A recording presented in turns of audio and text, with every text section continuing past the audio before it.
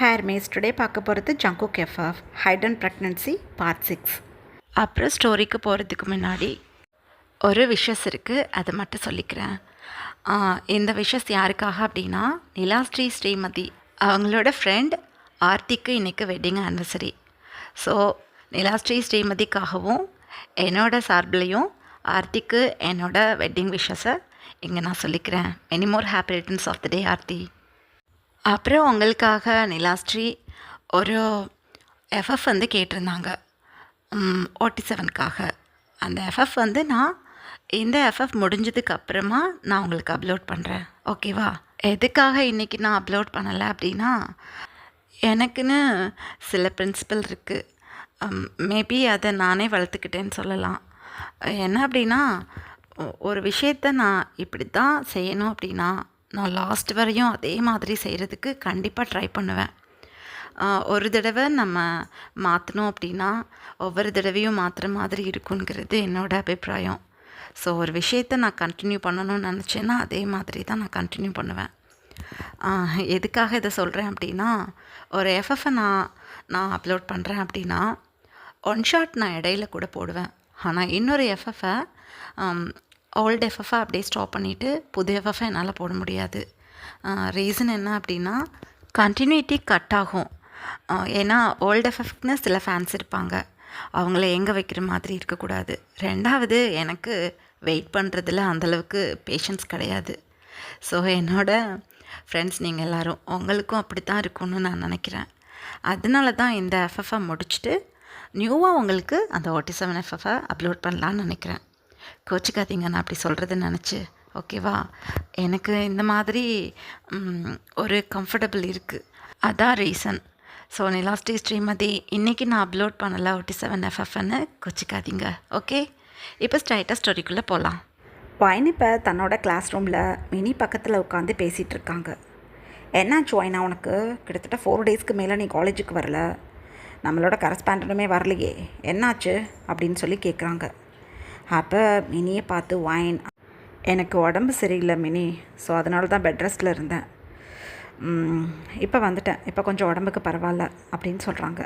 சரி okay, correspondent ஏன் வரல அப்படின்னு கேட்குறாங்க. எனக்கு தெரியல அப்படின்னு சொல்கிறாங்க வைன். மினி அப்போ ஓகே, இப்போ உனக்கு உடம்பு தேவையில்லையா அப்படின்னு கேட்டுட்ருக்காங்க. அந்த டைமில் லில்லி இப்போ கிளாஸ் ரூம்குள்ளே என்ட்ரி ஆகுறாங்க. வைனுக்கு லில்லியை பார்க்க கோபம் வருது. ஆனால் எதுவும் பேசிக்கல. ஏன்னா ஜங்குக் தான் சொல்லியிருப்பாங்களா, லில்லி தான் உன்னை பற்றி எனக்கிட்ட தப்பாக சொல்லி கொடுத்தா அப்படின்னு. ஸோ லில்லி எந்தளவுக்கு தைரியம் இருந்தா, தன்னை பற்றி எவ்வளோ அசிங்கமாக பேசியிருந்தா ஜங்குக் இந்த மாதிரி தன்னைக்கிட்ட நடந்திருப்பாங்க அப்படின்னு லில்லியை இப்போ பார்க்கும்போது உண்மையிலே வெறுப்பாக இருக்குது வைனுக்கு. ஸோ லில்லியை ஒரு கோல்டு ஃபேஸில் பார்த்துட்டு அமைதியாக உட்காடுறாங்க வைன். லில்லி அப்போ கோஷியாக தன்னோட சேரில் போய் உட்காந்துட்டு, ஸ்டூடெண்ட்ஸ், எஸ்டர்டே நான் உங்களுக்கு லெசன் பிளான் கொடுத்துருந்தேனே, அந்த லெசன் பிளானுக்கு தகுந்த மாதிரி நெக்ஸ்ட் வீக் உங்கள் எல்லாத்துக்கும் செமினார் இருக்குது. ஸோ இன்னையிலேருந்து செமினாருக்கு ப்ராக்டிஸ் பண்ணிக்கோங்க. என்னோடய போர்ஷன்ஸ் எல்லாம் நான் கம்ப்ளீட் பண்ணிட்டேன். செமஸ்டரில் என்ன மாதிரியான கொஸ்டின்ஸ்லாம் உங்களுக்கு நான் கேட்பேன் அப்படின்னு ஒரு ஹிண்ட் கொடுக்குறேன். நெக்ஸ்ட் வீக் அதை பற்றி சொல்கிறேன். இப்போ நீங்கள் செமினாருக்கு தேவையான டாபிக்ஸ்லாம் ரெடி பண்ணுங்கள் அப்படின்னு சொல்லிட்டு ரொம்ப கோஷியாக உட்காந்துட்ருக்காங்க. அந்த டைமில் பியூன் வந்து எக்ஸ்கியூஸ் மீ மேடம் அப்படின்னு சொல்கிறாங்க.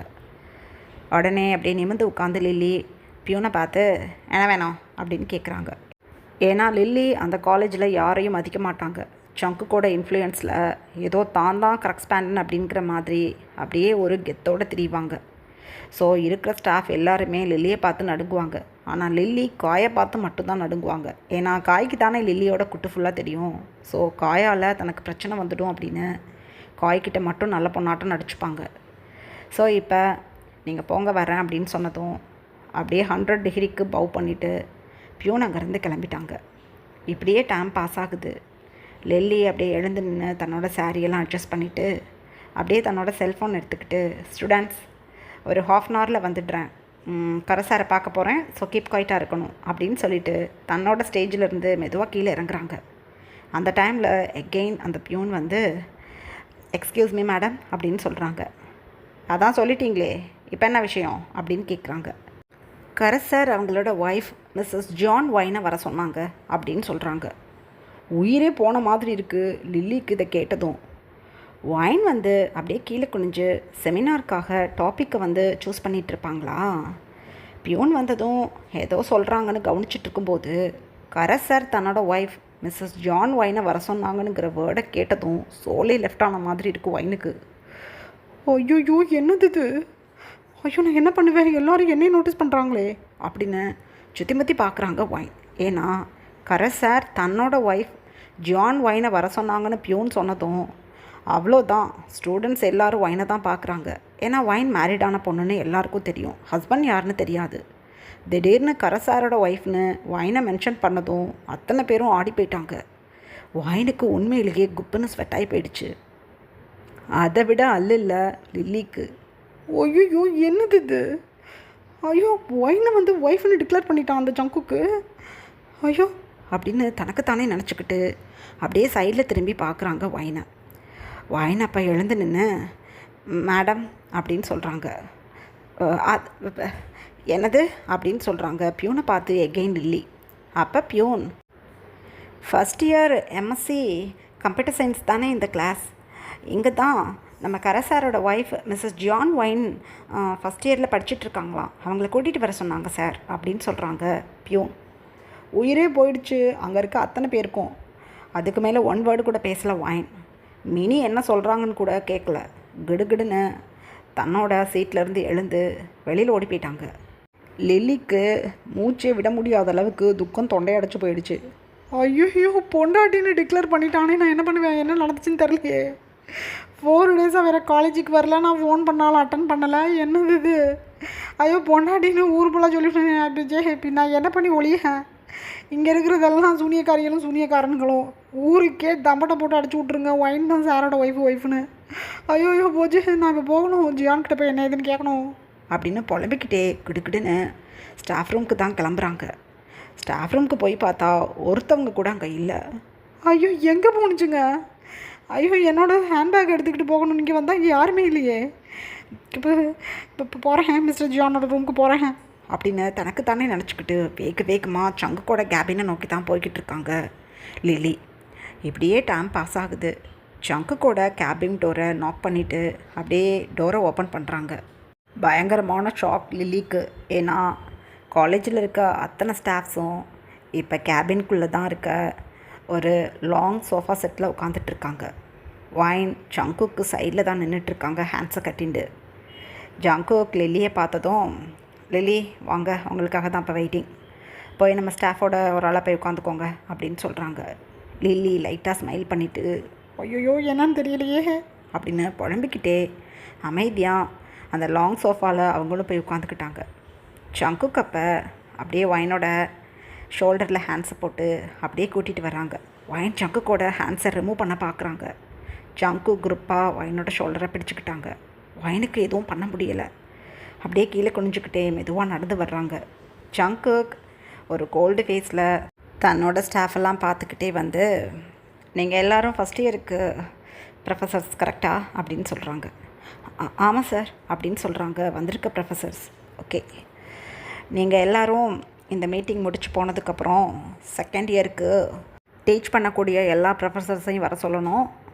ஒரு ½ ஹவர் கழித்து பிரேக் டைமில் ஃபைனல் இயருக்கு யாரெல்லாம் ப்ரொஃபஸர்ஸாக இருக்காங்களோ, அப்புறம் மாஸ்டர் டிகிரிக்கு யாரெல்லாம் ப்ரொஃபஸர்ஸாக இருக்காங்களோ அவங்களெல்லாம் என்னை வந்து கேபினில் பார்க்க சொல்லுங்கள். ஃபுல் ஸ்டாஃப்ஸும் என்னையா பேட்ச் பை பேட்சாக வந்து பார்க்கணும் அப்படின்னு சொல்கிறாங்க. ஒன்றுமே புரியலை உட்காந்துருக்க அத்தனை ஸ்டாஃப்க்கும். ஓகே சார் அப்படின்னு சொல்லி உட்காந்துருக்காங்க. அப்போ ஜங்குக் ஒயினை சிங்கிள் சோஃபாவில் உட்கார வச்சு, நான் ரொம்ப நாளாக ஒரு விஷயத்தை ஹைட் பண்ணி வச்சுருந்தேன், எவ்வளோ நாள் தான் வெளியில் சொல்லிக்காமே இருக்கிறது. என்னோடய ஒய்ஃப் வந்து இந்த காலேஜில் தான் படிச்சுட்ருக்காங்க.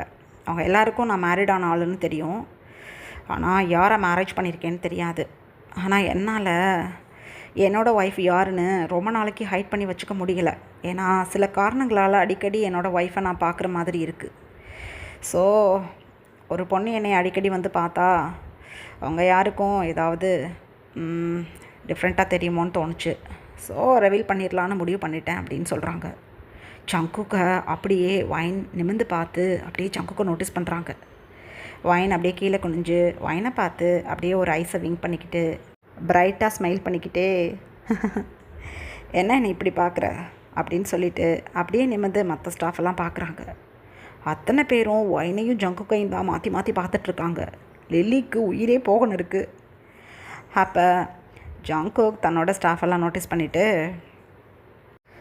என்ன ஒயின்கிட்ட இப்படி பேசுகிறேன்னு பார்க்குறீங்களா? எனக்கு மேரேஜ் ஆகிடுச்சின்னு எல்லாருக்கும் தெரியும். ஸோ என்னோடய ஒய்ஃப் இவங்க தான், ஜியான் ஒயின். எங்களுக்கு மேரேஜ் ஆகி 9 month கம்ப்ளீட் ஆகிடுச்சு. எல்லோரும் பார்த்துக்கோங்க, இவங்க தான் என்னோடய ஒய்ஃப். லில்லி இருக்காங்கல்ல, மிஸ் லில்லி, இவங்க வந்து என் ஒய்ஃபோட சொந்த அங்கிளோட பொண்ணு. ஸோ அதனால தான் லில்லிக்கிட்ட நான் கொஞ்சம் அதிகமாக நெருக்கம் காட்டிக்கிறது, வேறு ஒன்றும் கிடையாது. ஏன்னா எங்கள் வீட்டு பொண்ணு லில்லி, என் ஒய்ஃபோட அக்கா. ஸோ அதனால தான் லில்லியை அடிக்கடி நான் கூப்பிட்டு பேசுகிறது, லில்லிக்கு கொஞ்சம் நான் இடம் கொடுக்குறது இந்த காலேஜில். மற்றபடி ஒன்றும் கிடையாது, புரிஞ்சிடுச்சுல அப்படின்னு சொல்கிறாங்க. ஏன்னா ஸ்டாஃப் எல்லாத்துக்கும் ஜங்குக்கும் லில்லிக்கும் ஏதோ விஷயம் ஓடுதுன்னு நினச்சிட்டு இருந்திருப்பாங்க. ஸோ அதுக்கு முற்றுப்புள்ளி வைக்கணும் அப்படின்னு சொல்லிட்டு தான் இந்த டைமில் லில்லியை எதுக்காக நான் அடிக்கடி கூப்பிட்டு பேசுகிறேன், அடிக்கடி வெளியில் கூட்டிகிட்டு போகிறேங்கிறதுக்கு என்னோடய சொந்தக்கார பொண்ணு அப்படிங்கிறது தான் காரணம். ரெண்டாவது என் ஒயினோட சிஸ்டர் அவங்க அப்படிங்கிற மாதிரி சொல்லிட்டாங்க. ஸோ ஸ்டாஃப் எல்லோரும் அவங்க வீட்டு பொண்ணை கூட்டிகிட்டு போனால் என்ன, கூப்பிட்டு பேசினா என்ன அப்படிங்கிற மாதிரி கேஷுவலாக இப்போ நார்மல் ஆகிட்டாங்க. லில்லிக்கு இன்னும் கஷ்டமாக இருக்குது. ஓஹோ, ஒரு பெரிய விஷயத்தை க்ரியேட் பண்ணி வச்சுருந்தேன் இந்த காலேஜுக்குள்ளே. அசால்ட்டாக ஒயினுக்கு அக்கா காரினா அதனால் கூப்பிட்டு பேசுகிறேன் பண்ணுறேன்ட்டானே. ஐயோ எல்லாம் போச்சு, நார்மலாக என்னை பார்க்குறாங்களே, எந்த பயமும் இப்போ கண்ணில் தெரியலையே அப்படின்னு புலம்பிக்கிட்டு இருக்காங்க லில்லி. அந்த டைமில் ஒயின் எழுந்திரிக்க பார்க்குறாங்க. ஜங்குக் அப்போ ஒயினோட ஷோல்டரை பிடிச்சி எழுந்திரிக்க முடியாமல் அழுத்தி அமைதியாக உட்காரு அப்படின்னு சொல்லிக்கிட்டே ஜங்குக் ஒயினுக்கு சைடில் வந்து ஒயினோட ஹேண்டிலில் அப்படியே உட்காந்துக்கிட்டு, அப்புறம் முக்கியமான விஷயத்தை பற்றி சொல்ல தான் அவங்க எல்லாத்தையும் கூப்பிட்டேன். இதுக்கப்புறம் இந்த செகண்ட்லேருந்து ஒயின் தான் இந்த காலேஜோட ஸ்பெஷல் கரஸ்பாண்டன்ட், ஓகே அப்படின்னு சொல்கிறாங்க. சோலே லெஃப்ட் ஆன மாதிரி இருக்குது லில்லிக்கு. ஐயோ, ஒயினை டிவோர்ஸ் பண்ண நெக்ஸ்ட் டேவே நீ தான் இந்த காலேஜோட ஸ்பெஷல் கரஸ்பாண்டன்ட்னு நான் எல்லாருக்கும் இன்ஃபார்ம் பண்ணுறேன்னு சொல்லிவிட்டு இப்போ ஒயினை ஸ்பெஷல் கரஸ்பாண்டன்ட் சொல்கிறானே இவன், வீணாக போனவன். ஐயோ என்ன நடந்துச்சுன்னே தெரியலையே 4 daysல. போச்சு போச்சு அப்படின்னு மனசுக்குள்ளேயே புலம்பிக்கிட்டு இருக்காங்க லில்லி. திருடனுக்கு தேல் கொட்டின மாதிரி இருக்குது, எழுந்து கூட எதுவும் பேச முடியலை. அப்படியே உறைஞ்சி போய் சோஃபாவாக உட்காந்துட்ருக்காங்க லில்லி. அந்த டைமில் அங்கே இருக்க ஸ்டாஃப் எல்லாம் டக்குன்னு 1 by 1 எழுந்து ஒயினை பார்த்து, கங்க்ராச்சுலேஷன்ஸ் மிஸ்ஸஸ் ஜியான், படிச்சுட்ருக்கும்போதே உங்கள் ஹஸ்பண்ட் இந்த மாதிரி ஒரு ஹை பொசிஷனில் உங்களை உட்கார வைக்கிறாங்க. எங்களுக்கு பெருமையாக இருக்குது, சந்தோஷமாகவும் இருக்குது. உங்களுக்கு காட் ஒரு நல்ல ஹஸ்பண்டை கொடுத்துருக்காங்க. எங்களோட வாழ்த்துக்கள். சாரோட ஒய்ஃப்னு எங்களுக்கு தெரியாது. ஸோ இப்போ தெரிஞ்சிருச்சு, எங்களுக்கு உங்களை மீட் பண்ணுறதுல ரொம்ப சந்தோஷம் அப்படின்னு சொல்லிவிட்டு ஜங்குக்கிட்ட பவ் பண்ணிவிட்டு 1 by 1 அங்கேருந்து கிளம்பிட்டாங்க ஸ்டாஃப் எல்லோரும். ஒயின் எதுவுமே பேச முடியாமல் அப்படியே உட்காந்துட்ருக்காங்க. பதட்டமாக இருக்குது ஒயினுக்கு. எல்லோரும் போனதுக்கப்புறம் லில்லி அப்படியே எழுந்து கிட்டுக்கிட்டுன்னு ஜங்குக்கிட்ட வந்து, ஜான் என்னது இது, இவளா டிவோர்ஸ் பண்ணிவிட்டு என்ன தானே உங்களுக்கு அடுத்த பொசிஷனில் கரஸ்பாண்டனாக மாத்திரேன்னு சொன்னீங்க, இப்போ ஸ்பெஷல் கரஸ்பாண்டனோட போஸ்டிங்கை இவளுக்கு தூக்கி கொடுக்குறீங்க, என்னது இது அப்படின்னு அழுகிறாங்க. அப்போ ஜங்குக் லில்லியை அப்படியே அமைதியாக பார்த்துட்டு கிட்ட போய் லில்லிக்கிட்ட தன்னோட ஹேண்ட் கர்ச்சீஃப் எடுத்து கொடுத்து ஐஸை வை பண்ண அப்படின்னு சொல்கிறாங்க. வேணாம், ஏன் இப்படி பண்ணீங்க? ஐயோ டிவோர்ஸ் பண்ணிவிட்டு இவளுக்கு அலமோனியா இந்த கரஸ்பாண்ட் போஸ்டிங் கொடுக்குறீங்களா அப்படின்னு அழுகிறாங்க. இங்கே பாரு, இவளை டிவோர்ஸ் பண்ணுறதா இருந்தால் நான் எதுக்காக இவளை ஸ்பெஷல் கரஸ்பாண்டனாக மாற்றணும்? இவளை டிவோர்ஸ் பண்ணுற எண்ணத்தை நான் விட்டுட்டேன் அப்படின்னு சொல்கிறாங்க ஜங்குக். உயிரே போகணும் இருக்குது லில்லிக்கு. என்னது இது, இவளை டிவோர்ஸ் பண்ணலைனா அப்போ என்னோடய லைஃப் அப்படின்னு ஜங்குக்கோட ஐஸை பார்த்து கேட்குறாங்க லில்லி. ஜங்குக் லில்லியோட ஐஸை குறுக்குறுன்னு கவனிச்சுட்டு, லில்லி ப்ளீஸ் புரிஞ்சுக்கோ, எனக்கும் என்னோடய ஒய்ஃப்க்கும் 1000 இருக்கும். அதை பற்றி நான் வெளியில் பேசிக்க விரும்ப மாட்டேன். உனக்கு எப்போதுமே தெரியும், என்னை பற்றி உனக்கு நல்லா தெரியும். ஸோ எகெயின் உனக்கிட்ட சொல்கிறேன், ஒயினை மேரேஜ் பண்ணி ஒயின் கூட என்னோடய லைஃப் எப்படி இருக்குன்னு உனக்கிட்ட எனக்காவது பேசியிருக்கேனா அப்படின்னு சொல்கிறாங்க. ஒயின் கவனமாக பார்க்குறாங்க லில்லியை. லில்லி ஜங்குக்கு பார்த்து இல்லை அப்படின்னு ஹெட்டை மூவ் பண்ணி காட்டுறாங்க. இல்லைல்ல, இப்போ என்னாச்சு இந்த 4 டேஸில் இப்படி ஒரு முடிவு எடுத்திருக்கீங்கன்னு கேட்டால் என்ன பதில் சொல்கிறது அதுக்கு? நான் உன்னைய லவ் பண்ணேன், மேரேஜ் வரைக்கும் உன்னை கூட்டிகிட்டு வந்தேன்.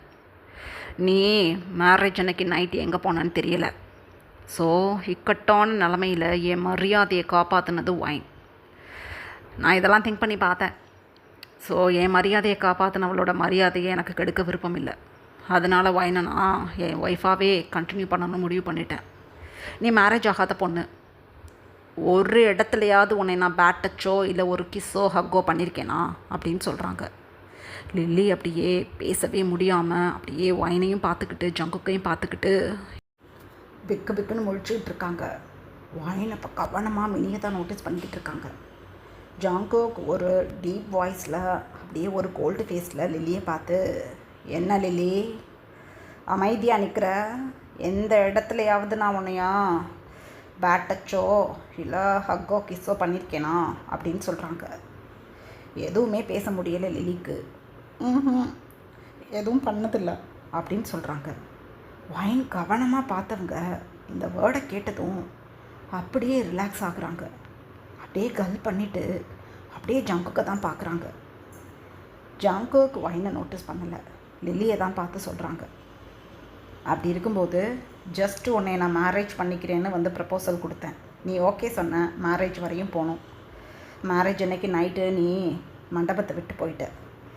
ஆனால் எதுக்காக ஒயின் மேலே நீ அபாண்டமாக பழி போட்ட அப்படின்னு கேட்குறாங்க ஜங்குக். உயிரே போகணும் இருக்குது லில்லிக்கு. ஐயோ என்னது இது? நீங்கள் சொல்கிறதெல்லாம் ஓகே, நான் ஏற்றுக்கிறேன். நீங்கள் என்னை டச் பண்ணதில்லை, ஹக் பண்ணதில்லை, என்னை தப்பாக கூட பார்த்ததில்ல, எல்லாம் ஓகே. அதுக்காக என்னையா ஒயின் தான் கடத்திக்கிட்டு போயிட்டான்னு சொன்னதுக்கு இவ்வளோ நாள் போட்டுட்டு இருந்துட்டு இப்போ எனக்கிட்டேயே ஏன் போய் சொன்னேன்னு கேட்குறீங்க? இது அபகண்டம். என்னை பற்றி ஏதோ போய் சொல்லியிருக்கா உங்ககிட்ட. 4 டேஸாக நீங்கள் காலேஜுக்கு வரல, என் ஃபோனே அட்டன் பண்ணலை. எனக்கு அப்போவே புரிஞ்சிடுச்சு ஏதோ இவ மாயாஜல வேலை பார்க்குறா உங்ககிட்ட அப்படின்னு. என்னது இது அப்படின்னு அழுகிறாங்க லில்லி. அவ்வளோதான், ஜங்குக்கு அப்படியே லில்லியோட த்ரோட்டை பிடிச்சிட்டாங்க. இங்கே பாரு, ஃபோனட்ரி அப்படின்னு சொல்கிறாங்க. ஒயின் ஒன்றுமே பேச முடியாமல் அப்படியே கவனிச்சிட்ருக்காங்க. லில்லி கல் பண்ணிவிட்டு ஃபோன் எதுக்கு அப்படின்னு சொல்கிறாங்க. ஃபோனை எடு அப்படின்னதும் தன்னோட ஹேண்ட்பேக்கில் வச்சுருந்த ஃபோனை அப்படியே மெதுவாக கீழே குனிஞ்சு எடுக்கிறாங்க. ஆனால் ஜங்குக் லில்லியோட த்ரோட்டை பிடிச்சதை எடுக்கலை. வலிக்குது அப்படின்னு சொல்கிறாங்க. ஜங்குக் லில்லியோட த்ரோட்லேருந்து ஹேண்ட்ஸ் எடுத்துகிட்டு ஓப்பன் பண்ணேன். 4 டேஸ்க்கு முன்னாடி காயோட பார்ட்டி அட்டன் பண்ணிவிட்டு வீட்டுக்கு வந்தேனே, அப்போ என் கூட தானே நீ காரில் வந்த. அப்போ சில ஃபோட்டோஸ் என்கிட்ட காட்டினீல, அதை எடு அப்படின்னு சொல்கிறாங்க. வேணாம் அப்படின்னு சொல்கிறாங்க லில்லி. ஓங்கி ஒரு ஸ்லாப், அப்படியே போய் சைடில் உட்காந்துட்டாங்க. எடு அப்படின்னு ஜங்குக் அதட்டினதும் பதறி போகி லில்லி அந்த ஆப்பை ஓப்பன் பண்ணி ஒயினை காட்டின அந்த ஃபோட்டோஸ் எல்லாம் ஜங்குக் கிட்ட போய் எகெயின் காட்டுறாங்க. ஜங்குக் அந்த ஃபோன் எடுத்துக்கிட்டே அப்படியே ஒயின் கிட்ட வர்றாங்க. ஒயினுக்கு ஒன்றுமே புரியலை, பதட்டமாக இருக்குது. அப்படியே குனிஞ்சு ஒயின் கிட்ட காட்டுறாங்க. ஜங்குக் அந்த ஃபோனோட பிக்சர்ஸை காட்டினதும் ஒயினுக்கு உயிரே போகணும் இருக்குது. அப்படியே அந்த ஃபோனை தன்னோட ஹேண்ட்ஸில் வாங்கி அப்படியே நெக்ஸ்ட் ஃபோட்டோஸை ஸ்பை பண்ணி பார்க்குறாங்க. ரொம்பவே ஹாட்டான மோசமான ஸ்டில்ஸ் அதெல்லாம். யார் கூடயோ இந்த மாதிரி மெர்ஜ் பண்ணியிருக்காங்க அந்த ஃபோட்டோஸில் ஒயினை. அவ்வளோதான், ஓங்கி அடிச்சிட்டாங்க அந்த செல்ஃபோனை ஃப்ளோரில் போட்டு. திக்குன்னு இருக்குது லில்லிக்கு. அப்படியே சோஃபாவிலேருந்து எழுந்து வேகமாக நடந்து போய் லில்லியோட ஹேரை புல் பண்ணி இழுத்துட்டாங்க. கேடு கெட்டவளே, ஐயோ நீனும் உன் மம்மியும் என்னைய பாடா படுத்திருக்கீங்க. குழந்தையிலேருந்து ஒழிஞ்சு போங்கன்னு நினச்சிக்கிட்டு நான் பாட்டுக்கு என்னோடய லைஃப்பில் நிம்மதியாக இருந்தேன். எவ்வளோ கஷ்டத்தை கொடுத்தாலும் அதை நான் சகிச்சுக்கிட்டேன். ஆனால் இது என்னால் சகிச்சிக்க முடியாது. என்னடி இது? என்ன பண்ணி வச்சுருக்கேன் என்னைய கண்ட ஆளுங்களோட? என்னது இது? இதை தான் இந்த கேடுகட்ட ஹஸ்பண்ட் காட்டினியா? அசிங்கம் முடிச்சவளே, நான் தான் ஒதுங்கி போகிறேன்னு சொல்லிட்டேனே. நீங்கள் 2 பேரும் கட்டிக்கிட்டு ஒழிங்க. என்ன எதுக்கு அசிங்கப்படுத்தினேன்? இந்த ஆள் இதெல்லாம் நம்பிக்கிட்டு என்னைய பாடாப்படுத்தியிருக்கான். என் லைஃபே உன்னால் போச்சு. அப்படின்னு பயங்கரமாக அழுகிறாங்க. லில்லியோட ஹேரை பிடிச்சும் ஆட்டிக்கிட்டே. லில்லிக்கு தாங்க முடியலை பெயின். விடு விடு அப்படின்னு தன்னோட ஹேரை ஃப்ரீ பண்ணிக்க பார்க்குறாங்க. ஒயினோட கிரிப்பில் இருந்து லில்லியோட ஹேரை அப்படியே பிடிச்சி எத்தி விட்டுட்டு ஒயின் அப்படியே தன்னோட ஆத்திரம் தீர 2 சீக்ஸ்லையும் லில்லிக்கு நல்லா ஸ்லாப் பண்ணி விட்டுட்டாங்க. லில்லிக்கு அடி பொறுக்க முடியாமல் 2 சீக்ஸும் அப்படியே ஜீப்ரா மார்க் போட்ட மாதிரி ஆயிடுச்சு. அமைதியாக ஜங்குக் இதெல்லாம் பார்த்துக்கிட்டு வேகமாக நடந்து வந்து ஒயினை அப்படியே பேக்லேருந்து ஹக் பண்ணி அப்படியே 2 ஸ்டெப் பேக்கில் இழுத்து தனியாக நிற்க வச்சுட்டாங்க. விடுங்க என்னை விடுங்க அப்படின்னு அழுதுகிட்டே ஒயினை அப்படியே ஃப்ளோரில் உட்காந்து தன்னோட ஃபேஸை தன்னோட பேமால் கவர் பண்ணிக்கிட்டு பயங்கரமாக அழுகிறாங்க. பாவமாக இருக்குது ஜங்குக்கு. அவ்வளோதான். அப்படியே அடி கொடுத்ததில் லில்லியுமே ஃப்ளோரில் தான் விழுந்து கிடப்பாங்களா? அப்படியே லில்லியோட ஹேண்ட்ஸை பிடிச்சி தூக்கி நிறுத்திட்டாங்க. ஏன்டி இப்படி பண்ணுன? ஏன் இப்படி பண்ணுன? ஒயின் நல்ல பொண்ணுங்கிறத நான் கண்டுபிடிச்சிட்டேன். அவள் நல்லவனுங்கிறது எப்போவுமே எனக்கு தெரியும். இருந்தாலும் நீ சொல்லி கொடுக்குறத நம்பிக்கிட்டு அவளை நான் வெறுத்தேன். அப்பா, எதுக்காக என் பொண்டாட்டியை கண்டவன் கூட அப்படி மறிச்சு பண்ணி எனக்கிட்ட காட்டினேன் சொல்ல அப்படின்னு அதட்டுறாங்க. அவள் உண்மையிலே கெட்ட அப்படின்னு சொல்லும் போதே ஓங்கி ஜங்குக்கு இப்போ ஸ்லாப் பண்ணிட்டாங்க லில்லிக்கு மயக்கமே வந்துடுச்சு.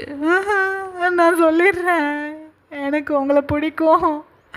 ஒருவேளை ஒயின் நல்ல பொண்ணுன்னு உங்களுக்கு தெரிஞ்சு அவள் கூட லைஃப்பை லீட் பண்ண ஆரம்பிச்சிட்டிங்கன்னா என்ன பண்ணுறது? இல்லாத பொல்லாததை ஒயினை பற்றி சொல்லி கொடுத்தா நீங்கள் அவகிட்ட போகவே மாட்டீங்க. 1 இயரில் டிவோர்ஸ் பண்ணிவிட்டு என்னை மேரேஜ் பண்ணிப்பீங்கன்னு தான் அவளை பற்றி கொஞ்சம் கெட்ட விதமாக சொல்லி கொடுக்கலான்னு பொய்யா சொன்னேன். உங்ககிட்ட மன்னிச்சுக்கோங்க அப்படின்னு அழுகிறாங்க. ஜங்குக்கு பார்த்து லில்லி. ஜங்குக்கு தாங்க முடியலை. என்ன? நான் தான் உன்னைய மேரேஜ் பண்ணிக்கிறேன்னு சொன்னேனே, அதை நீ நம்பாமல் ஐயோ ஒரு சின்ன பொண்ணோட லைஃப்பை கெடுக்க இந்த அளவுக்கு நீ இறங்கியிருக்கியா? எப்படி ஒரு மோசமானபடி நீ? இப்போ கேட்குறேன், எதுக்காக மேரேஜ் அன்னைக்கு ஓடி போனேன்? யாரை பார்க்க ஓடி போனேன்? எகெயின் எதுக்காக மேரேஜில் வந்து ஒயின் மேலே பழியை தூக்கி போட்டுட்டு நல்ல பிள்ளை மாதிரி எனக்கிட்ட நடிச்ச அப்படின்னு கேட்குறாங்க. அது அது ஒயின் தான். எகெயின் ஒரு ஸ்லாப் பண்ணுறாங்க ஜங்கு. என்ன ஒயின்? ஒயினோட நேமை ஓ மவுத்தால் நீ இனிமேல் யூஸ் பண்ணவே கூடாது. உன்னைய கண்ட துண்டமாக நான் வெட்டி போட்டுருவேன். இதுக்கப்புறம் எதுக்காக ஒயின் பேரில் ஒரு அலகேஷன் உண்டு பண்ண அப்படின்னு அதட்டுறாங்க. அது அது வந்து ஒயினை மேரேஜ் பண்ணிட்டீங்களே, அதனால் ஒயினை பற்றி தப்பாக சொன்னால் நீங்கள் ஒயினை வெறுத்துட்டு என்னை மேரேஜ் பண்ணிப்பீங்கன்னு அப்படி சொன்னேன் அப்படின்னு சொல்கிறாங்க. ஏய், எங்கே போன நைட்டு? மேரேஜுக்கு எஸ்டர்டே நைட் எங்கே போனேன் அப்படின்னு கேட்குறாங்க ஜங்கு. நான் எங்கேயும் போகலை. நான் நைட் டைமில் மார்னிங் ஒரு 3 o'clock போல் எங்களோட வீட்டுக்கு மஹாலில் இருந்து போனேன். எதுக்காகனா என்னோட சில ஜுவல்ஸ் எல்லாம் வீட்டிலே வச்சுட்டு வந்துட்டேன். அந்த ஜுவல்ஸை எடுக்கலான்னு போகும்போது ஒரு ஆக்சிடெண்ட்டு, அதில் நான் மாட்டிக்கிட்டேன். எனக்கு காலில் பலமாக அடிபட்டுச்சு. ஹாஸ்பிட்டலுக்கு போகலான்னு ஹாஸ்பிட்டலுக்கு இப்போ போகிறதுக்காக நானே ட்ரைவ் பண்ணிக்கிட்டு போனேன்னா ஹாஸ்பிட்டலுக்கு போயிட்டு பார்த்ததுக்கு லைட்டாக என்னோடய ஆங்கிள் டெஸ்ட் ஆகிருக்குன்னு சொல்லி அவங்க ஸ்ப்ரேலாம் போட்டு ரெஸ்ட் எடுங்கன்னு படுக்க வச்சுருந்தாங்க. மார்னிங் முகூர்த்தம் இருக்கே, ஸோ டைம் இப்போ 3 o'clock தானே ஆகுது. 1/2 hour மண்டபத்துக்கு போயிடலான்னு கண்ணை சந்துட்டேன். நைட்டு ஃபுல்லாக தூங்கலை. வெளியில் சவுண்டு கேட்டுச்சா, அதனால் தூக்கத்தில் ரொம்ப லேட்டாக தூங்கிட்டேன். மார்னிங் 11 o'clock தான் முழிச்சு பார்த்தேன். ஐயோ கல்யாணம் இருக்கேன்னு சொல்லிட்டு இப்போ பதறி போய் மகாலுக்கு ஒடியாரும்போது தான் ஒயின் கூட உங்களுக்கு மேரேஜ் முடிஞ்சிருந்ததா, அதனால தான் ஒயின் மேலே பழிய போட்டேன் அப்படின்னு சொல்கிறாங்க லில்லி. ஜங்கு பலமாக கிளாப் பண்ண ஆரம்பிச்சிட்டாங்க.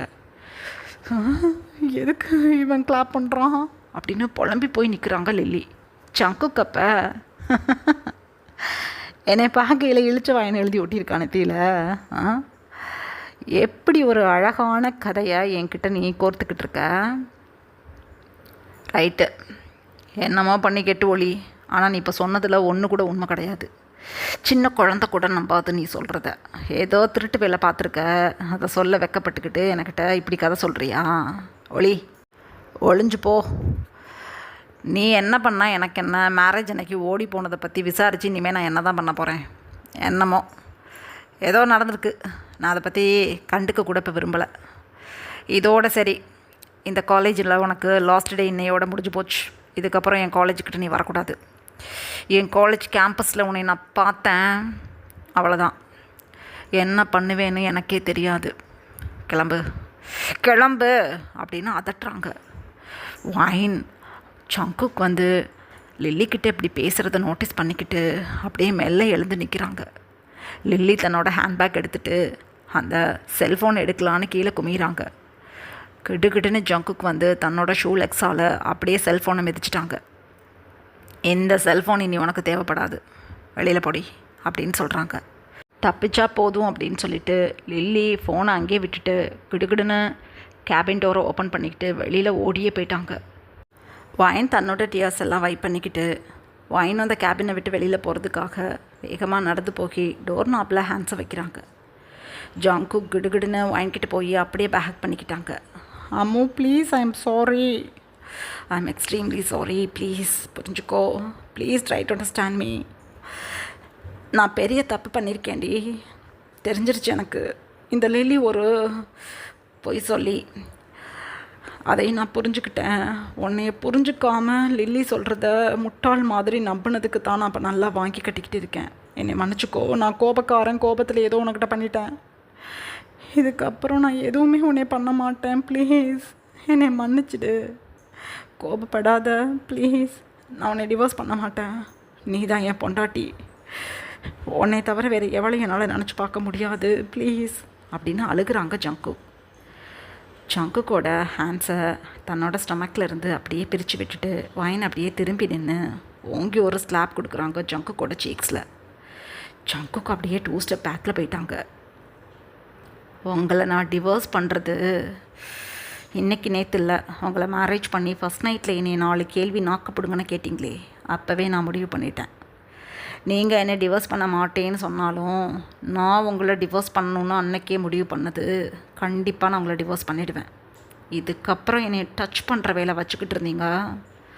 இப்போ நான் கேபின்குள்ளே அடிச்சிருக்கேன். இதுக்கப்புறம் யார் இருந்தாலும் எவர் இருந்தாலும் கவலைப்படாமல் உங்களுக்கு ஸ்லாப் கொடுத்துடுவேன். நினைவில் வச்சுக்கோங்க, நடந்து போங்க அப்படின்னு சொல்லிவிட்டு டோரை ஓப்பன் பண்ணிக்கிட்டு வேகமாக வெளியில் போயிட்டாங்க வைன்.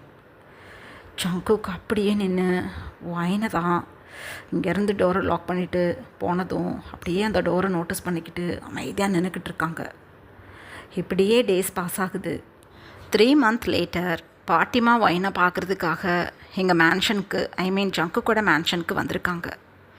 பாட்டிமாவும் வைனும் இப்போ பாத்ரூமில் உட்காந்துட்டு வைனுக்கு ப்ரெக்னன்சி டெஸ்ட் எடுத்து பார்த்துட்ருக்காங்க. பாட்டிமாக்கிட்ட வைன் நடந்த எல்லா விஷயத்தையும் சொல்லியிருப்பாங்க. பாட்டிமாவுக்கு பயங்கர கோபம்.